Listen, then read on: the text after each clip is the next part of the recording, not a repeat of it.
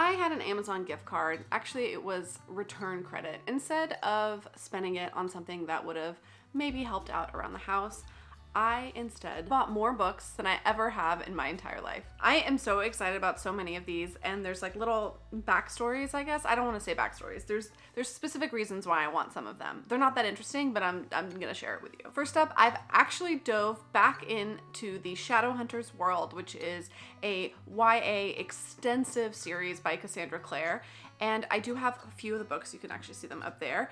I have read the first 3 of the Mortal Instruments, and I am reading the 3rd of the Infernal Devices, which I'm enjoying it. It has completely changed my opinion on the series, and therefore I want to read the entire works. I wanted to make sure that if I wanted to keep reading the series, that there would be nothing stopping me from keeping going. So I bought probably a little too many. The first one is The Bane Chronicles. This is about a main character that actually shows up in more than one series of Shadowhunters, and he's a warlock, and I think this is a little bit of his backstory, and then there's a bunch of short stories in here. I know that it's more than one, so I haven't heard the greatest things about Cassandra Clare's short stories, but I definitely am the type of reader that wants to consume everything by an author when I'm starting to enjoy it, and I want to consume all of it from the world. Next, this is actually the UK version, and I might be trying to return it so I can get the US version so it matches all my other ones. This is another, it's called the Shadowhunters Codex. And then I'm not 100% sure which order to read this one in. I do have a list that I'm working through and checking it off, and I've referenced it in other videos in the past. But anyway, this is one of the short story novellas that are part of that whole series. I got the Red Scrolls of Magic, which I know is recommended in a few different places, but you can either read it after the 3rd Mortal Instruments book and before you start the Infernal Devices, or I think I'm just gonna read it after I'm done with the Infernal Devices, like right before I go back into the Mortal Instruments. I'm pretty sure it follows characters from the Mortal Instruments world in that timeline. Next up is another UK version. This is Tales from the Shadowhunter Academy. I think this is another collection of short stories, and I'm probably gonna try to return this. You can tell like it's the UK version because one, it's shorter, and then it's like a little bit more tightly wound, and I like something a little bit floppier, not just because I like want all the tops to match. You can tell the difference here, and it's just an unnecessary change, and if I can just change it out for another one for the US version, that was my fault for like not really looking, and I've done that before with the Infernal. I actually have 2 sets of the Infernal Devices because I bought the UK one, but I wanted the US one so it all matches, because if you don't know, a lot of these Shadowhunters books, the spines match. I don't understand why these side ones like don't match. It drives me nuts. These are things that matter. And then I got the Lost Book of the White. Have no idea what this is about. I also don't even want to read the back because I feel like it's gonna give me spoilers, and I'm like in this like great epic universe that I'm working my way through that I have such distinct FOMO of, which I'm also working on a separate video of like having FOMO and like missing out on all these YA books that I didn't read because I was either too old, or I like missed it, or I just wasn't paying attention, or I just like wasn't reading, or I was busy reading like for school. Anyway, I want to get back into it. I'm enjoying it. It's actually great. I'm like having a good time. I got the last trilogy that I needed from the Shadowhunters world. I think she has one more trilogy that she has yet to publish, yet to come out with, and then that world is done, is my understanding, but there's like so many. So these ones are so cool, like the spines align with the ones that I have on my shelf, which I love. And then I have 2 unopened packages here that I figured I could just open with you guys, and maybe there's more Shadowhunters books in there, or no. So this is The Good Neighbors. Now, I am the type of reader that once I enjoy something, I want to read every single work by that author, and I'm having that experience right now with Holly Black. I fell in love with The Cruel Prince. I read the trilogy that comes before that. I've been reading like a lot of her back work. I've been reading just a lot of her stuff. And then this is a graphic novel, which I do love to read a graphic novel. I find them great refreshers in between like bigger, longer books, and I wanted to get this. It is another Shadowhunters book. My goodness, there are so many. This is Ghosts of the Shadow Market, and luckily this is the US version.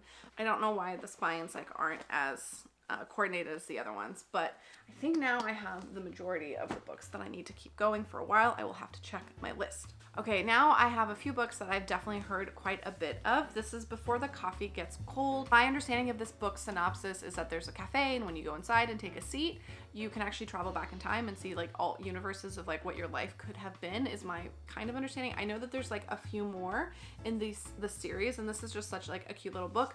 We are going to Japan again in January of next year, so I know I want to be reading a bunch of translated works from there to just kind of get in the mood and really, you know, enhance my experience. Next up, I have Gunkle. I don't know too much about it. I haven't heard that much about it. I think I bought this because it says an NPR book of the year. I'm pretty sure this is about an uncle who's always been kind of like the fun gay uncle that his niece and nephew get to spend time with. But my understanding is tragedy strikes, as the back of the book says, and they have to go live with him. And I think it's kind of a family going through tragedy story with a little bit of humor. It seems like it's advertised as this like happy book, but there's significant tragedy that happens in it, and like these children have to probably go through the loss of their parents and then their new uncle as their parent. And I don't know, it seems interesting.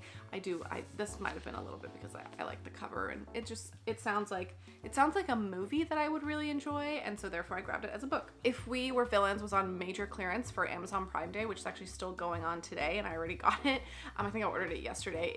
This was like $6, and it's like quite a cheap version, but this is a seminal classic, dark academia, that I actually have not read. So I would love to sink my teeth into some dark academia. I don't know if I'd really read dark academia. I know it's kind of this amorphous genre, but yeah, I'm excited to read this one. Next up are 2 books by Catherine Arden. She seems like an author that I will absolutely adore. I haven't read anything by her yet, but I did get the first of the Winter Night trilogy is the name of the series, and the first one's called Bear and the Nightingale.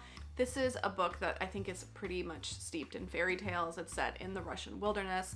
Our main character might have some kind of special abilities. She lives with her family. Her mother is deceased, and all of a sudden her dad comes home with a stepmother who doesn't seem to get along with the family and has some intense rules and doesn't like referencing all the fairy tales and their culture and their lore. And anyway, it seems like a beautifully written, I know this is her debut novel and it did incredibly well, so I really want to get into it and start getting into her writing. I also picked up her other release, The Warm Hands of Ghosts, and this is like another book that's like deeply rooted in folklore. It seems like some kind of like historical speculative fiction. There's a combat war nurse. After the war is over, she's sent home, and then she's told that her brother passed away, but she has a feeling that he hasn't, and so she goes searching for him and his connection, and I'm pretty sure there's like dual timelines going on, so it sounds very cool, and I'm excited to read that.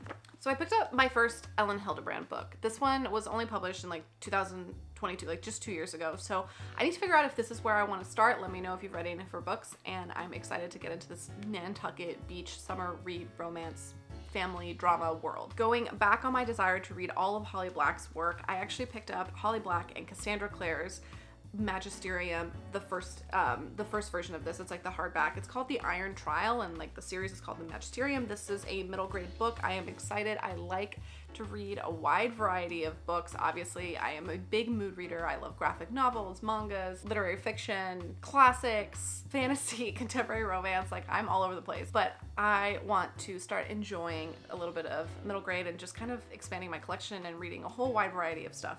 But anyway, we'll see if I enjoy this and if I want to get the rest. But I am like when I say I want to read every single work when I really like an author, I go in hard. I picked up the US paperback cover of Once Upon a Broken Heart. I just like to read it in paperback. I have the UK version that my dad got me as a gift. That's like the smaller paperback version, but I think I'm just gonna read this one. It's a little gratuitous that I bought this one as well. I picked up The Tainted Cup by Robert Jackson Bennett. I have been wanting to read this author's work for a while. Robert Jackson Bennett has won so many awards, and I really want to get into his writing. This is like a really interesting fantasy world with leviathans, and I know there's like a murder mystery that's going on. Anyway, I just want to test out some other writing styles that I think I would enjoy more now. Basically, I have been reading a lot of YA, like obviously The Cruel Prince and Cassandra Clare, and I've been enjoying it, but part of me knows that I'm probably gonna enjoy books like this and Catherine Arden. Like, I'm gonna enjoy them much, much more. And so I kind of hesitate to start getting into these books because I'm fearful that it's gonna make me not want to read those other YA ones. So anyway, this is the duality and the FOMO that I'm dealing with right now. But anyway, I got this book as well. This is the V. Schwab The Shades of Magic series. It comes with a darker shade of magic, a gathering of shadows, and a conjuring of light is the third book. Honestly, I barely know what this is about. I did really enjoy V. Schwab's writing in The Invisible Life of Addie LaRue, and I just want to keep reading her stuff. Then I got the Silo trilogy plus novella, I think that's what this is, or it's the Silo stories. Now, Silo's interesting. If you haven't heard of it, it's a TV show that was incredibly popular.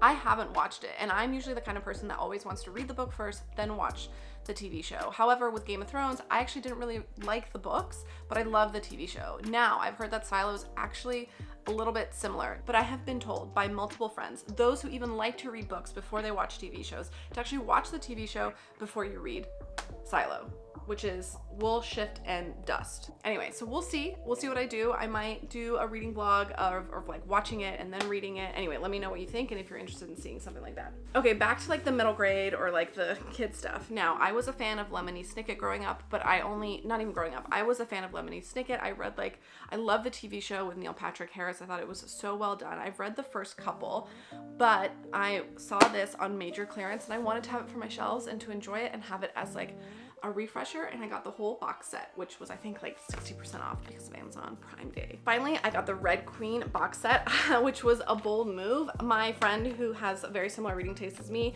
just read these and loved them, and I wanted to read them as well. Thank you, Charity. Anyway, I will be reading these pretty soon here because this is like I still have FOMO with this because this is like an older series that I wanted to read, and Victoria Aveyard, the author, I follow her on TikTok. She's like kind of a lot of fun, and I do hear that there's a lot of similarities between this and Powerless, and I haven't read Powerless yet. Now, another series that I read quite recently this year was Shadow and Bone. I really enjoyed it. I liked it so much, even though I did watch the TV show first. That was like accidental. I didn't even realize what I was doing. I watched the TV show first. I really liked it. I much prefer the books, even though the TV show was like beautiful to see like the world and how the director and screenwriters and everybody interpreted it. So I've read the Shadow and Bone trilogy. I'm about to start Six of Crows and Crooked Kingdom. I'm so excited about that.